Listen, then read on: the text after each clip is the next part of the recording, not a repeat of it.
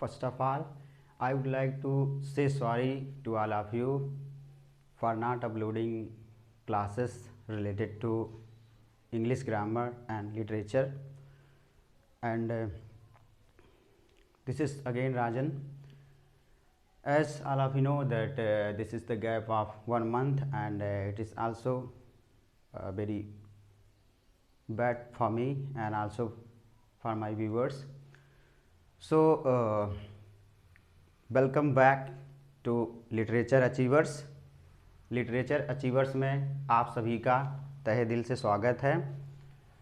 आज हमने कुछ ऐसे प्रपोजिशंस लिए हैं, या आप कह सकते हैं कुछ ऐसे प्रपोजिशन का जोड़ा बनाया है जिनके साथ हम फ्रॉम का प्रयोग करेंगे, टू का प्रयोग करेंगे और विथ का प्रयोग करेंगे।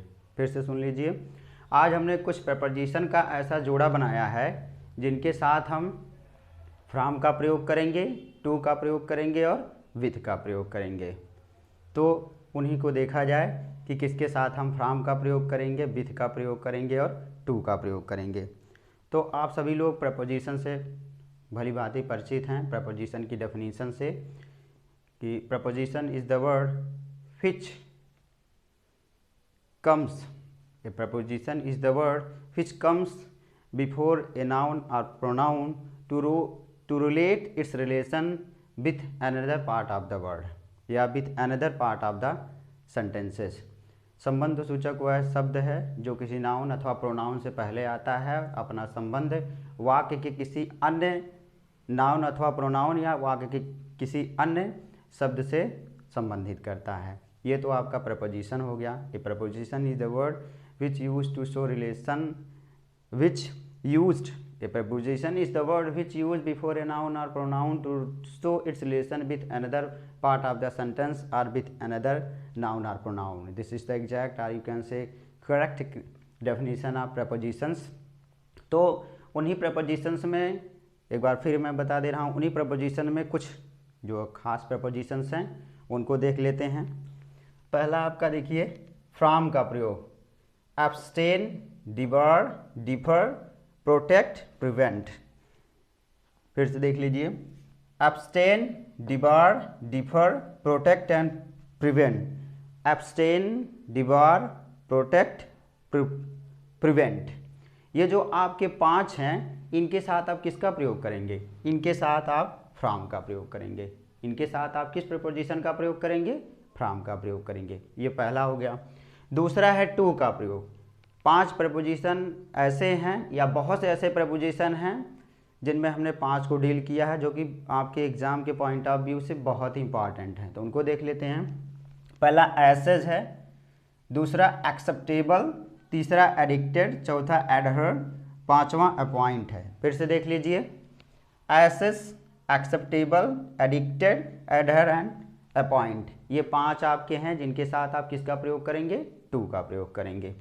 नेक्स्ट आपका है विद का प्रयोग। विद का प्रयोग बड़े ही सावधानी पूर्वक आप लोग करिएगा। कुछ ऐसे प्रपोजिशंस हैं जिनके साथ हम केवल और केवल विद का प्रयोग करते हैं, तो उनमें से जो बहुत खास प्रपोजिशंस हैं, या जिसे आप कह सकते हैं the most important propositions which take with, या the most important propositions whenever they come in the sentences they accelerate that sentence with। तो देख लीजिए, एक्विटेंस। एक्विटेंस का मतलब होता है एक तरीके से किसी के बारे में जानना। दूसरा आपका है कंपैरिजन। कंपैरिजन का मतलब आप लोग जानते हैं, कंपेयर विथ आप लोग बोलते ही हैं। Don't compare with me, don't compare with me, ठीक है, don't compare with me to others. दूसरे से मेरी तुलना मत करिए। I am individual.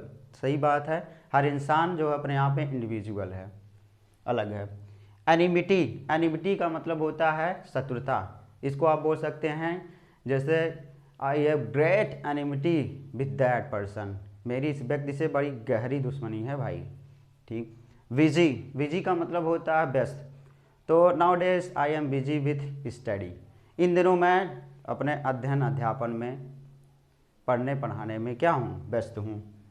Counted, counted का मतलब होता है किसी चीज़ को काउंट करना। There are so meanings of counted. जैसे आई काउंटेड विथ यू, मैं आपके साथ गिना गया। जैसे there were so many members, there were so many important members was presented there, but I was also counted among them, लेकिन उनमें मैं भी गिना गया। ये आप अपने तौर समझ सकते हैं। तो यहाँ आपने देखा कि जो है फ्रॉम का प्रयोग, टू का प्रयोग और विथ का प्रयोग। तो इस तरीके से ये आपके एग्ज़ाम के पॉइंट्स ऑफ व्यू से बहुत ही ज़्यादा इम्पॉर्टेंट हैं।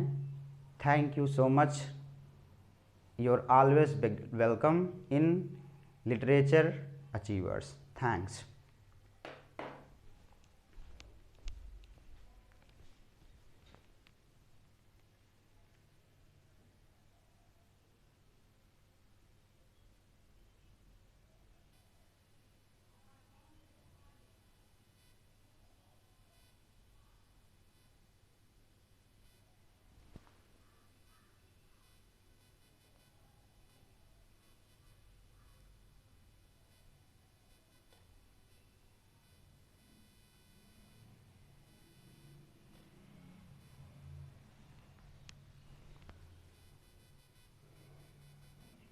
बहन चोरी का